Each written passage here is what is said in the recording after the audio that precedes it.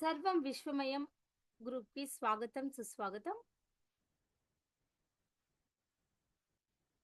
ముందుగా మనందరికీ గురుగారైన బ్రహ్మశ్రీ పత్రిజీ గారు అమ్మ స్వర్ణమాలాంబకి కృతజ్ఞతలు తెలుపుతూ, సతీ సమేత సప్తఋషుల అనుగ్రహంతో, అవతార్ బాబాజీ గారి అనుగ్రహంతో, ఆది శంకరాచార్యుల అనుగ్రహంతో, శైలేష్ మాస్టర్ ఆశీస్సులతో సర్వం విశ్వమయం గ్రూప్కు స్వాగతం సుస్వాగతం.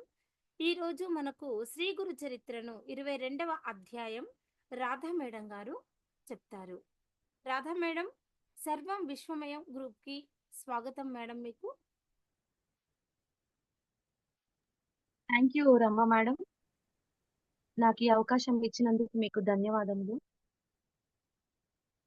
మేడం, నా వాయిస్ క్లియరా? Ma'am, clear clear. కొంచెం గట్టి చెప్పండి, బాగుంది.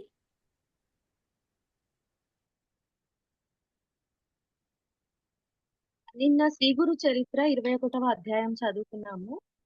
ముందుగా ఈ ఛానల్ వీక్షిస్తున్న వాళ్ళకి, యూట్యూబర్స్ కి అందరికీ ఒక విషయం చెప్పబోయే విషయం ఏంటంటే, నాకు తెలిసిన జ్ఞానాన్ని నేను పంచుతున్నాను. తప్పులుంటే పెద్ద మనసుతో క్షమించండి. 21వ అధ్యాయంలో మనము నిన్న గంగాధరుడు శాంతాదేవి తనకు స్వామివారు శాంతాదేవికి పిశాచి బాధను తొలగించి పుత్రులు కలుగుతారని అభయం ఇచ్చిన తర్వాత ఆ మళ్ళీ ఇద్దరు పుత్రులు కలుగుతారు. అందులో పెద్ద కుమారుడికి అకస్మాత్తుగా ధనుర్వాతం అనే జబ్బు రావడము, చనిపోవడం వల్ల ఆమె ఆ బాధకు గురై స్వామివారి అనుగ్రహము లభించినాక కూడా ఈ తన పుత్రుడు బ్రతకలేకపోయాడని చాలా బాధపడుతూ ఆ శవాన్ని వదలకుండా, అంత్యక్రియలు జరిపించకుండా బాధపడటము, మళ్ళా తర్వాత ఆమె ఆ శవంతో పాటు తనను కూడా అగ్ని ప్రవేశం చేయించమని కోరడము, ఇలాంటివన్నీ సన్నివేశాలు నిన్నటి కథలో చూసాము. అక్కడ ఉన్న జనాలు, బ్రాహ్మణులు దానికి ఒప్పుకోరు. అప్పుడు ఆమెకి చాలా మంది అన్ని విధాలా నచ్చ చెప్తారన్నమాట. పుట్టిన ప్రతివాడు చనిపోతాడు, నీకింత మమకారం వద్దు, ఇంకంతే వదిలేసుకో అమ్మా, ఆ బాబుని అప్పగించు అంటే కూడా ఆమె మొండి వితండవాదంతో ఆ శవాన్ని పట్టుకొని వదలదన్నమాట.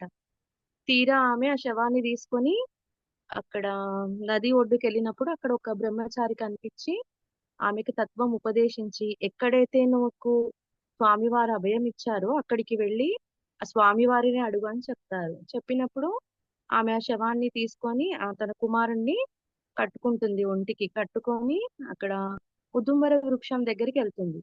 వెళ్ళి అక్కడ స్వామివారి పాదుకలు ఉంటాయి కదా, వాటిని తీసుకొని తలకేసి బాదుకొని ఏడుస్తూ, రక్తం గారేలాగా నెత్తికేసుకొని కొట్టుకొని ఏడుస్తూ ఉందన్నమాట బాబుని బ్రతికించమని.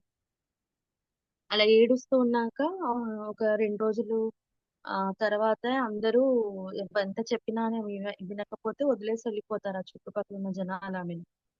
అయితే ఆమె అట్లాగే సొమ్మసిల్లి పడుకున్నప్పుడు స్వామివారు స్వప్నంలో కనిపిస్తారన్నమాట.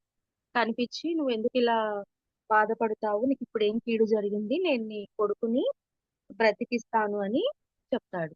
చెప్పేసరికి ఆమె ఉలిక్కిపడి లేస్తుంది. చూసేసరికి మెల్లగా ఉలిక్కిపడి లేసి, ఇదేంటి నాకు ఇలాంటి స్వప్నం వచ్చింది, అయినా చనిపోయిన కుమారుడు బతుకుతాడా అనేసి ఆమె అనుకొని ఆ శవానికి కొంచెం దూరంగా కూర్చుంది. అప్పుడు ఆమె కొంచెం శవము కదిలిన కదలికలు గమనిస్తుంది. చేయబెట్టి చూసేసరికి శరీరం వెచ్చగా ఉంటుంది. ఇదేంటబ్బా, ఏదన్నా భూతం ఏమైనా ఆవహించిందా అనేసి అనుకుని ఇంకా భయపడి కొంచెం దూరంగా వెళ్ళి చూస్తుందన్నమాట. అంతలోగా ఆ బాలుడు లేచి ఏడుస్తాడు. అమ్మ నాకు ఆకలేస్తుంది అనేసి ఏడవగానే అనుకోకుండా ఆమెకి సన్యం వచ్చి బాబుకి పాలు తాగించి బ్రతికిస్తుందన్నమాట. అప్పుడు వాళ్ళ భర్తను లేపుతుంది. లేపి ఇలా కలలో ఇలా జరిగింది, మళ్ళీ ఇలా అయ్యిందని చెప్తుంది. ఆమెకు వచ్చిన కలను చెప్తుంది. అప్పుడు అక్కడ స్వయంగా స్వామివారు వచ్చి ఆ బాలుని బ్రతికిచ్చారన్నమాట. శ్రీ గురు ఎలా బతికించాడంటే, ఉమ్, ఆ పిల్లవాని ముక్కులో గాలిని ఊది ఆ శవానికి మొత్తం విభూది పూసి స్వామివారు ఆ బాలుని బ్రతికిస్తాడన్నమాట. ఇచ్చిన మాట ప్రకారం స్వామివారు ఆ బాబుని బ్రతికించడం తోటి వీళ్ళు ఇద్దరు దంపతులు స్వామివారిని పొగుడుతారన్నమాట. స్వామి నీకు జయము జయము, నువ్వు సాక్షాత్తు త్రిమూర్తి స్వరూపులు మీరు. మీరు మాలాంటి వారి కోసమే, మీ భక్తులను ఉద్ధరించడానికే అవతారాన్ని ఎత్తారు అనేసి వాళ్ళు బాగా ప్రార్థిస్తూ కీర్తిస్తూ ఉంటారన్నమాట. మళ్ళా తర్వాత ఏం చేశారు, అక్కడి నుంచి ఆ సంగమానికి ఆ పిల్లవాడిని తీసుకెళ్లి స్నానం చేసి శ్రీ గురు పాదుకలను కూడా శుభ్రం చేసి, పాదుకలను కడిగి శుభ్రం చేసి ఆ ఉదుంబర వృక్షం దగ్గర అభిషేకించి, పాదుకలను కూడా అభిషేకించి అక్కడ పెట్టేసి అక్కడ అదంతా అయ్యేసరికి సూర్యోదయం అవుతుంది. అప్పుడు ఊర్లో ఉన్న బ్రాహ్మణులు అందరూ వచ్చి చూసేసరికి ఆ బాలుడు లేచి బ్రతికుండడం చూసేసరికి ఇంకా ఇదంతా స్వామివారి మాయనే అనేసి వాళ్ళు అందరూ సంతోషపడతారు. దీంతో ఈ కథ నిన్నటికి సమాప్తమైంది. ఇప్పుడు శ్రీ గురు చరిత్ర 22వ అధ్యాయం. శ్రీ గణేశాయ నమః. ఓం శ్రీ సరస్వతే నమః. ఓం శ్రీ గురుభ్యో నమః. ప్రస్తావన. ఇప్పుడు మనం చెప్పుకోబోయే 22, 23, 24 అధ్యాయాలు కొన్ని విషయాల గురించి వివరంగా చెప్తాము. త్రిమూర్తాత్మకుడైన సద్గురువు సర్వసమర్థుడు. ఆయన వాక్కు పరమేశ్వర శాసనమే. స్వామివారు ఇప్పుడు మనం చెప్పుకోబోతున్న 22వ అధ్యాయము, రాబోయే 23, మళ్ళీ 24 ఈ 3 అధ్యాయాలు ఏ విషయం గురించి చెప్తున్నారంటే స్వామివారు సద్గురు అవతారము, త్రిమూర్తి స్వరూపమైన అవతారం గురించి వివరిస్తున్నారన్నమాట. మళ్ళా ఆయన వాక్కు ఎలాంటిది, పరమేశ్వరుడి వాక్కులాగా, పరమేశ్వర శాసనం లాగా, వాక్కే శాసనం అన్నమాట.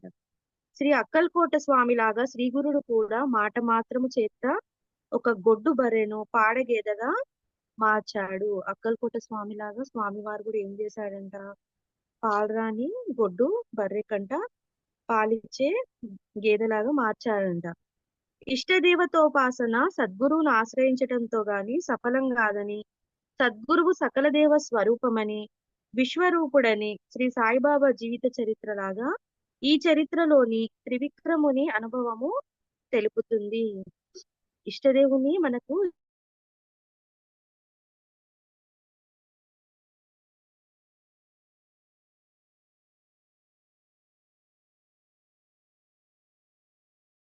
Hello Radha madam.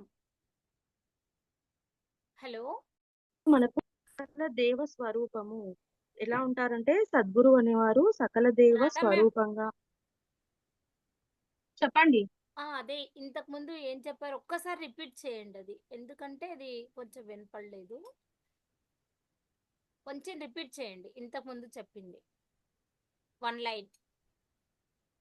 అక్కల్కోట స్వామి లాగా శ్రీ గురుడు కూడా మాట మాత్రం చేత, ఒక్క మాటతోటే శ్రీ స్వామి వారు కూడా అంట అక్కల్కోట స్వామి లాగా గొడ్డు బర్రెనంట పాలిచ్చే గాడిదలాగా మార్చేశారంట. ఒక మాటతోటి ఎందుకు పనికిరాని గొడ్డుబోతు బర్రెను పాలిచ్చే గేదెలాగా మార్చేశారంట ఆయన ఒక్క మాట వల్ల. అయితే ఇష్టదేవత ఉపాసన సద్గురువును ఆశ్రయించడంతో గాని సఫలం కాదు. అంటే మనం ఏ దేవుడినైనా మన ఇష్టానుసారంగా మనకు నచ్చిన దేవుళ్ళను ఉపాసన చేస్తాం కదా, అది ఎప్పుడు సంపూర్తి అవుతుందంటే మనకు సద్గురువును ఆశ్రయించినప్పుడే, గురువు యొక్క అనుగ్రహం మనకు కలిగినప్పుడే అది కంప్లీట్ అవుతుందంట. సద్గురు అంటే సకల దేవత స్వరూపమే. మనం ఆశ్రయించే సద్గురు అంటే ఎవరు, అన్ని దేవతల యొక్క స్వరూపం అంట. విశ్వరూపుడని శ్రీ సాయిబాబా జీవిత చరిత్ర లాగా ఈ చరిత్రలోని త్రివిక్రముని అనుభవము తెలుపుతుంది. సద్గురు ఎలాంటి వాడంట, విశ్వరూపుడంట. సాయిబాబా చరిత్రలో కూడా ఇదే విషయాన్ని చూసాము. త్రివిక్రముని యొక్క అనుభవం కూడా ఇలాంటి ఈ త్రివిక్రము లాంటి వాళ్ళ అనుభవాలు కూడా ఈ విషయం గురించి చర్చిస్తున్నారంట. అంతేగాక ఇంకా ఈ క్రింది అంశాలు కూడా గమనించండి. అతని వంటి సన్యాసులకు, పండితులకు కూడా ధర్మ సూక్ష్మము తెలుపవలసిన వాడు శ్రీ గురుని వంటి సద్గురుడే. గురువు ఎలాంటి వారంట, అతని లాంటి సన్యాసులకు మళ్ళీ పండితులకు కూడా అందరికీ ధర్మ సూక్ష్మాలు నేర్పిస్తారంట, తెలుపుతారంట. కుమషి గ్రామానికి ఆయనతో వచ్చిన రాజు పరివారము గొప్ప యతి సంఘంగా దర్శనమిచ్చారు. సద్గురు భక్తులైన సంసారులు కూడా అంతరంగంలో నిష్కాములైన సన్యాసులే. సద్గురువుని ఆశ్రయించిన సన్యాసులు కూడా ద్వంద్వాలను విడువని సంసారుల్లాగానే ఉండిపోతారు. ఏం చెప్తున్నారు? కుమషి అనే గ్రామంలో అంట వచ్చిన రాజు వాళ్ళ పరివారము వీళ్ళందరికీ స్వామివారి దర్శనం లభించిందంట. అయితే వీళ్ళు సంసారంలో ఉండి కూడా ఆ నిష్కామకులే. వాళ్ళు ఎలాంటి కర్మలను అనుభవించినా గాని బంధంలో చిక్కుకోకుండా సద్గురువుని ఆశ్రయించి సద్గురువుని ఆశ్రయించిన సన్యాసుల్లాగా వాళ్ళు ఉండిపోతారంట. ఇక్కడ ఈ అధ్యాయంలో ఇప్పుడు ఇంకొక కథ ప్రారంభం. నామధారకుడు సిద్ధముని, మీ వలన నాకు అజ్ఞానంధకారము తొలగి జ్ఞానోదయం అయ్యింది. అందువలన మీరే నా గురువులు. కామదేవుని వంటి శ్రీ గురు చరిత్ర నాకు వినిపించి నాలో గురుభక్తిని వికసింపజేస్తున్నారు. ఏం చెప్తున్నాడంట? మళ్ళీ ఇక్కడ ఇంకొక కథ స్టార్ట్ అయింది ఈ 22వ అధ్యాయంలో. నామధారకుడు అంటున్నాడంట సిద్ధముని, నాలో ఉన్న అజ్ఞానాన్ని మీరు తొలగించారు. నాకు మీ శ్రీ గురు చరిత్రలు వినడం వల్ల జ్ఞానోదయం అవుతుంది. కాబట్టి మీరే నా గురుదేవులు, మీరే కామదేవుని వంటి వారు, అంటే నా కోరికలు నెరవేర్చే కామదేవు వంటి వారు అని చెప్తున్నారు.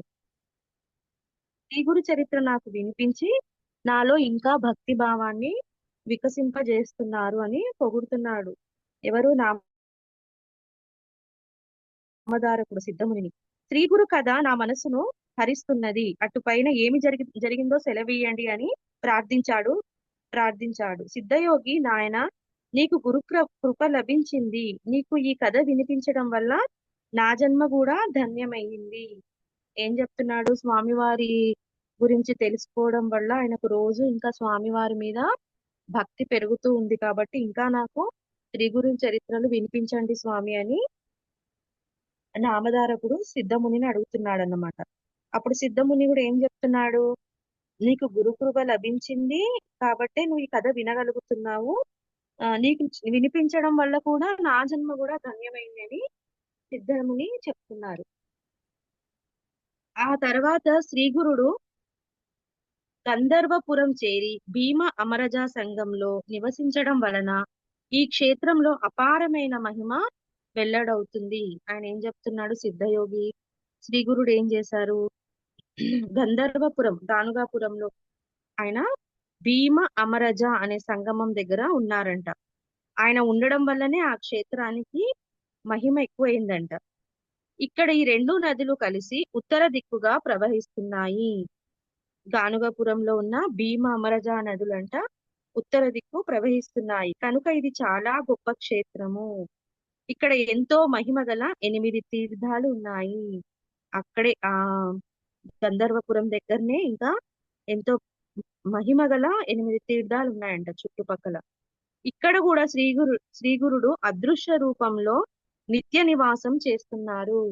స్వామి చెప్తారు కదా, మొదటనే ఏం చెప్తారు? నేను ఒక్కడినే ఉండి అనేకంగా అన్ని చోట్ల ఉంటాను, గుప్తంగా రహస్యంగా ఉంటాను అని చెప్తారు కదా. ఈ క్షేత్రంలో కూడా అంట స్వామివారు అదృశ్య రూపంలో నిత్య నివాసం చేస్తున్నారు. ఆయన దివ్య పాదాలలోనే సమస్త తీర్థాలు ఉన్నప్పటికీ మరుగుపడిన ఈ క్షేత్ర మహత్యము లోకానికి తెలపడానికే ఆయన ఇక్కడ విజయం చేస్తున్నారు. ఏం చెప్తున్నారు? ఆయన ఎక్కడుంటే అక్కడ ఆ క్షేత్రం యొక్క మహిమను లోకానికి తెలియజేయడం కోసమే స్వామివారు అక్కడ ఉంటున్నారంట. ఎక్కడో మరుగుపడిపోయిన క్షేత్రం యొక్క మహిమ బయటికి తెలియాలంటే అక్కడ మహాత్ములు ఉంటేనే కదా. అక్కడ జరిగిన మహిమలను అందరూ మాట్లాడుకోవడం వల్ల ఆ క్షేత్రానికి అంత మహత్యం వస్తుందనేసి ఇక్కడ చెప్తున్నారు. ఆయన మొదట ఇక్కడ కూడా తమ మహిమను ప్రకటమవనీయక గుప్తంగా సాధు జీవితం గడిపేవారు. మొదట్లో అంట స్వామివారు కూడా ఆయన గురించి బయట ఎవరికి తెలియకుండా రహస్యంగా గుప్తంగా సాధారణంగా సాధువులు ఎలా ఉంటారు, సన్యాసులు అలాంటి జీవితాన్నే గడిపేవారంట. ఆయన సంగమం వద్ద అడవిలో సంచరిస్తూ దగ్గరలోనున్న గంధర్వపురానికి భిక్షకు వెళ్ళేవారు. ఇక్కడ ఈ నదీ సంగమం ఉంది కదా, ఇక్కడ తిరుగుతూ ఉండేవారంట స్వామివారు. అడవిలో అంత తిరుగుతూ ఉండి ఆ గానుగాపురానికి భిక్ష తీసుకోవడానికి వెళ్ళేవారంట. ఆ గ్రామంలో సుమారు 100 బ్రాహ్మణ కుటుంబాలు ఉండేవి. వారంతా వేద విధులు. ఆ చిన్న గ్రామంలో 100 బ్రాహ్మణ కుటుంబాలు ఉన్నాయంట. వాళ్ళంతా వేదాలు చదివిన వేద విధులంట వాళ్ళు. ఆ గ్రామంలో గుణవంతుడైన ఒక పేద బ్రాహ్మణుడు ఉండేవాడు. అతని భార్య పతివ్రత. వారికి ఒక ముసలి గొడ్డు బర్రె ఉండేది. ఆయన ఒక గ్రామంలో ఒక గుణవంతుడైన ఒక బ్రాహ్మణుని ఇంటికి వెళ్ళారంట. అక్కడ ఆ బ్రాహ్మణుని ఇంటి దగ్గర ఏం జరిగిందో కథ చెప్తున్నారు. అతని భార్య పతివ్రత, వాళ్ళకు ఒక ముసలి గొడ్డు బర్రె ఉందంట. గ్రామంలోని రైతులు దానిని మట్టి, ఇసుక మొదలైనవి మోయించుకోవడానికి అద్దెకు తీసుకెళ్తూ ఉండేవాళ్ళు. దాన్ని ఏం చేసేవారు, పనికి వాడుకునేవారు ఆ గేదెను. మట్టిని మళ్ళీ ఇసుకను దానిపైన, ఎందుకంటే అది పాలిచ్చేది కాదు కదా, పాలిచ్చేది కాదు, గొడ్డుది. ప్లస్ ఇంకా అది ఇంకా దేనికి పనికిరాదు కాబట్టి దాంతో అలాంటి పనులు చేయించుకోవడానికి గ్రామంలో వాళ్ళందరూ అద్దెగట్టి మరీ తీసుకెళ్లే వాళ్ళంట.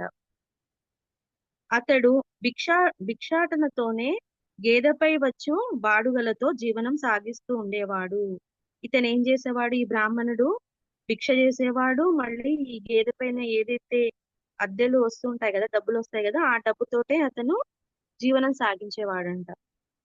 శ్రీ నరసింహ సరస్వతి స్వామి తరచూ వీరింటికి భిక్షకు వెళ్ళేవారు. స్వామివారంట తరచుగా వీళ్ళింటికే భిక్షం కోసం వెళ్ళేవారంట. అది చూసి కొందరు గ్రామంలో శ్రోత్రియులము, శ్రీమంతులము అయిన బ్రాహ్మణులము ఇంతమందిమి ఉండగా ఈ సన్యాసి మన ఇళ్లకు భిక్షకు రాకుండా ఆ దరిద్ర బ్రాహ్మణుని ఇంటికే వెళ్ళాలా?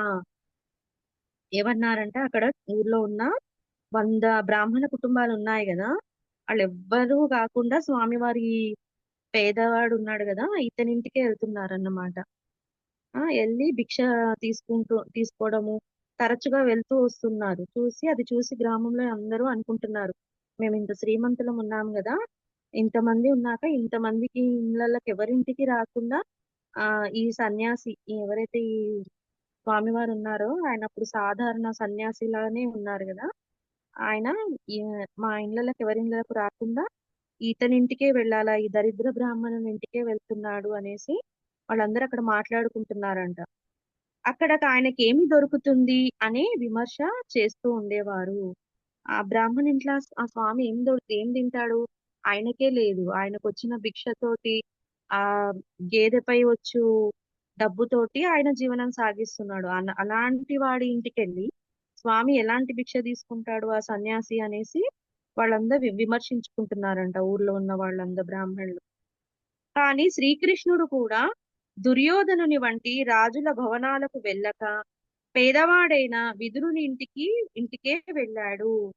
శ్రీకృష్ణ పరమాత్ముడు కూడా దుర్యోధను లాంటి వాళ్ళ పెద్ద పెద్ద రాజుల భవనాలకు వెళ్లకుండా సామాన్యంగా పేదవాడైన విదురుని ఇంటికే వెళ్ళాడు కదా అని ఉదాహరణ తీసుకొని చెప్తున్నారు.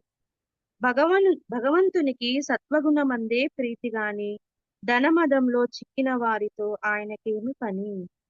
ఏం చెప్తున్నారు, స్వామివారు సత్వగుణం ఉన్న వాళ్ళనే ఎక్కువగా ప్రీతి చెందుతారు కానీ ధనం ఉన్న వాళ్ళతోటి అలాంటి వాళ్ళతోటి స్వామివారికి ఏం పని ఉంటుంది అని అసలు అలాంటి వారిని పట్టించుకోరు అనేసి చెప్తున్నారు. ఆయన అనుగ్రహిస్తే క్షణంలో దరిద్రునికి కూడా సామ్రాజ్యము అనుగ్రహించగలదు. స్వామివారు అనుగ్రహిస్తే ఎలాంటి దరిద్రుడికైనా అని ఆయన పెద్ద రాజు కూడా అవుతాడు, ఆయన ఒక సామ్రాజ్యాన్ని సృష్టించుకోగలుగుతాడు. స్వామివారి అనుగ్రహం లభించడమే ఆలస్యము అనేసి చెప్తున్నారు. ఆ విషయంలో ఆయన మహిమ ముందు బ్రహ్మలిపి కూడా మరవాల్సిందే.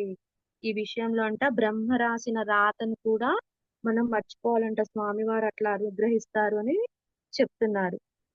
ఒక వైశాఖ మాసంలో మధ్యాహ్నం పూట మధ్యాహ్నపు టెండ నిప్పులు చెరుగుతున్న సమయంలో శ్రీగురుడు వారింటికి భిక్షకు వెళ్లారు. ఆనాడు గ్రామంలో ఎవరు ఆ గేదెను బాడుగకు తోలుకుపోలేదు. ఒక రోజంట వైశాఖ మాసం వచ్చిందంట. మధ్యాహ్నం పూట బాగా ఎండలు అసలు ఎలా నిప్పులు చెరుగుతున్న ఎండ ఉందంట. ఆ సమయంలో స్వామివారు ఏం చేశారంట, భిక్షకు ఆ బ్రాహ్మణుడి ఇంటికి వెళ్ళారంట. ఆయన తరచుగా వెళ్ళేవారు, కానీ ఇక్కడ ఒక సంఘటన జరిగింది, దాని గురించి చెప్తున్నారు. ఆ రోజు ఏమైంది, ఆ గ్రామంలో అక్కడ ఉన్న వాళ్ళందరూ ఈ గేదెను పనికి తీసుకొని వెళ్ళేవారు కదా. ఆ రోజంట ఆ గేదెను ఎవ్వరూ తీసుకొని వెళ్ళలేదంట.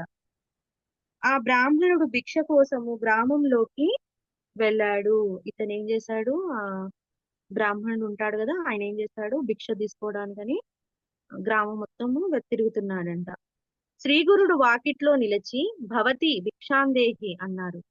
స్వామివారంట వాళ్ళ ఈ బ్రాహ్మణుని ఇంటికి వెళ్ళేసి భిక్ష అడుగుతున్నారంట. భవతి భిక్షాందేహి అనేసి అంటున్నారంట. ఆ ఇల్లాలు నమస్కరించి, స్వామి, యజమాని గ్రామంలోకి వెళ్ళారు, వారు వచ్చే సమయమైంది, కోపగించక దయతో కొద్దిసేపు మీరి ఆసనం మీద కూర్చోండి అని పీట వేసింది. ఏం చెప్తుంది, ఆయన భర్త లేడు కదా, ఆయన భిక్ష కోసం వెళ్ళాడు. ఆయన తీసుకొని వచ్చిన డబ్బులతోటే వీళ్ళు ఆయన తీసుకొచ్చిన భిక్షతోటే వీళ్ళు తింటారు, లేదంటే ఆ గేదె మీద వచ్చిన డబ్బుతో వీళ్ళు ఆ ఆ రోజు సరుకులు కొనుక్కొని వంట చేసుకొని తినడం, అలాగా వాళ్ళ జీవితం గడుస్తూ ఉండేదన్నమాట. స్వామివారు వచ్చి అడిగేసరికి ఆ రోజు ఆ గేదెను ఎవరూ తీసుకెళ్లలేదు. ఆ బ్రాహ్మణుడేమో భిక్ష కోసం అని వెళ్ళాడు, ఇంకా రాలేదు కదా.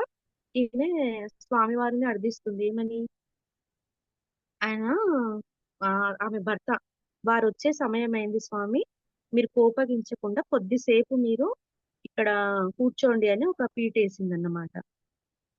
శ్రీగురుడు పీటపై కూర్చుని చిరునవ్వుతో, నీ భర్త వచ్చేదాకా ఆగడానికి సమయం లేదు, మాకు భిక్ష ఇవ్వనవసరం లేదు, మీ ముంగిట ఉన్న బర్రె పాలు కొంచెం ఇచ్చినా చాలు అన్నారు. ఏమన్నారు, స్వామివారు చిరునవ్వుతో ఆ ఆమె వేసిన పీట మీద కూర్చున్నారంట. కూర్చొని ఏం చెప్తున్నారు, నీ భర్త వచ్చే వరకు ఆగాలంటే నా దగ్గర అసలు సమయమే లేదు, మాకు భిక్ష ఇవ్వనవసరం లేదు, భిక్ష ఏం వద్దులే నాకు ఇంకా, మీ ఇంటి ముందు ఒక బర్రె ఉంది కదా, ఆ ఆ బర్రె నుంచి కొన్ని పాలు తెచ్చి ఇయ్యండి చాలు అన్నారు. అప్పుడు ఆమె, స్వామి, ఇది గొడ్డు బర్రె, ఒక్కసారైనా ఈనను లేదు, ఇప్పుడు దీంతో ఇప్పుడు ఇదెంతో ముసలిది, పళ్ళు కూడా ఊడిపోతున్నాయి, దీనిని బరువులు మోయడానికి ఉపయోగించుకుంటున్నాము అన్నది. ఏం చెప్పారు స్వామివారు, ఆమె అతను ఆమె భర్త వచ్చే వరకు చాలా సమయం పడుతుంది కాబట్టి నేను అప్పటి వరకు నేను ఉండలేను, నాకు భిక్ష అవసరం లేదు, మీ ఇంట్లో కనిపిస్తుంది కదా, ఆ బర్రె పాలు కొన్ని తెచ్చి ఇవ్వండి నాకు చాలు అంటే, అప్పుడు ఈమె ఏం చెప్తుంది, అసలు అది గొడ్డు బర్రె, దానికి పాలు రావు, అది ఇప్పటి వరకు ఈనలేదు, మళ్ళీ అది చూస్తే ఎలా ముసలిదైపోయి ఉంది, దాని పళ్ళు కూడా ఊడిపోయాయి, దీన్ని కేవలము బరువులు మోయడానికే ఉపయోగించుకుంటున్నాము అని చెప్తుందంట. శ్రీగురుడు అదేమీ పట్టించుకోక, ఎందుకు ఈ వట్టి మాటలు, అయినా పాలు పితుకు చూస్తాము అన్నారు. స్వామివారు ఏం చేశారు, ఇవన్నీ చెప్తుంది, అది గొడ్డుది, ముసలిది, దాని పళ్ళు ఊడిపోయాయి, అది ఇంకా పాలు ఇవ్వలేదు, అలాంటివన్నీ చెప్తుంటే ఆ మాటలన్నీ పక్కకు పెట్టేసి స్వామివారు ఏమన్నారు, దాని పాలు పితుకు నువ్వు, నేను చూస్తాను అన్నారంట. ఆయన స్వయంగా చూస్తే వాస్తవం తెలుస్తుందని తలచి ఆమె పాత్ర తెచ్చి పితకనారంభించింది. సరే, స్వామివారు అలా చెప్పినందుకు ఈయన నా స్వామి అసలు నమ్మడం లేదు కదా, సరే ఇంకా చేసేది ఏం లేదనేసి ఒక పాత్ర తీసుకొచ్చి ఆ గుడ్డు బర్రె దగ్గరికి వెళ్ళి పాలు పితకడము ప్రారంభించిందంట. ఆశ్చర్యము, ఆ గొడ్డు బర్రె 2 పాత్రలు నిండుగా పాలిచ్చింది. ఈమె ఆశ్చర్యపోయిందంట, అసలు పాలు రాని బర్రె 2 పాత్రలు నిండుగా పాలిచ్చిందంట. ఆ ఇల్లాలు ఆశ్చర్యపడి, ఆ యతీశ్వరుడు సాక్షాత్తు పరమేశ్వరుడేనని తెలుసుకుంది. ఆమె ఆశ్చర్యపడిందంట, అసలు పాలు రాని బర్రెకు 2 పాత్రలు నిండుగా పాలొచ్చాయేంటి అని ఆశ్చర్యపడిందంట. ఈయన వచ్చిన వారు ఎవరో కాదు, సాక్షాత్తు పరమేశ్వరుడే అనేసి స్వామివారిని చూస్తూ ఉండిపోయింది. వెంటనే ఆమె పాలు కాచి స్వామికి సమర్పించింది. పాలు కాచేసి ఆమె స్వామికి ఇచ్చేసిందంట. శ్రీగురుడు ఆ పాలు త్రాగి సంతోషించి, అమ్మా, మీరు అఖండ ఐశ్వర్యంతోనూ పుత్రపౌత్రులతోనూ సుఖించగలరు అని ఆశీర్వదించి సంగమానికి వెళ్ళిపోయారు. స్వామివారు ఏం చేశారు? ఈమె పాలు తెచ్చి ఇవ్వగానే త్రాగారు. త్రాగి సంతోషించి దీవిస్తున్నారన్నమాట. మీరు అఖండ ఐశ్వర్యాలతోటి పుత్ర పౌత్రులతోటి సుఖంగా జీవిస్తారు అనేసి వాళ్ళను ఆశీర్వదించి అక్కడి నుంచి స్వామివారు ఏం చేశారు? సంగమానికి వెళ్ళిపోయారు. తర్వాత ఆ బ్రాహ్మణుడు ఇంటికి వచ్చి జరిగిన వింత తెలుసుకొని భార్యతో కూడా సంగమానికి వచ్చి స్వామిని పూజించడం ప్రారంభించాడు. ఇంకా వాళ్ళ భర్త ఇంటికి వచ్చేసరికి ఈమె చెప్పింది ఇంట్లో జరిగిన ఈ ఆ, ఏమంటారు ఆశ్చర్యకరమైన సంఘటన, మరి స్వామివారు వచ్చి ఇలా వెళ్ళారు, ఇదంతా విషయం చెప్పగానే అతను చాలా సంతోషించి ఆయన భార్యతో సహా ఎక్కడికి వెళ్ళాడు? సంగమం దగ్గరికి వెళ్ళి స్వామివారు ఎక్కడ ఉంటారో అక్కడికి వెళ్ళి స్వామిని ఇద్దరు దంపతులు కలిసి పూజించడం ప్రారంభించారు. తర్వాత వారికి స్వామి ప్రసాదించిన వరము అక్షరాలా ఫలించింది. స్వామి ఏ విధంగా అయితే ఆశీర్వదించారో అఖండ ఐశ్వర్యాలతోటి పుత్ర పౌత్రులతోటి సుఖంగా ఉంటారని దీవించారు కదా, అదే ఆ స్వామి ఇచ్చిన మాట అక్షరాల ఫలించింది. ఈ విధంగా ఆ గంధర్వపురంలో జరిగిన సంఘటనను సిద్ధయోగి నామధారుడికి తెలిపారు. దీనితో 22వ అధ్యాయము సమాప్తము. శ్రీ దత్తాయ గురవే నమః. ఓం శ్రీ శ్రీపాద శ్రీ వల్లభాయ నమః. ఓం శ్రీ నృసింహ సరస్వతే నమః. లోకా సమస్తా సుఖినో భవంతు. సర్వే జనా సుఖినో భవంతు. ఓం శాంతి శాంతి శాంతి. జై Gurudatta. Ma'am. Radha ma'am. Madam, ఇది మా 22వ అధ్యాయం సమాప్తం అండి. మ్యామ్. 22 అయిపోయింది కదా. హలో. మేడం చెప్పండి. 22 అయిపోయింది కదా అంటున్నాము. ఆ, ఓకే మ్యామ్. వాయిస్ చాలా స్లోగా ఉంది.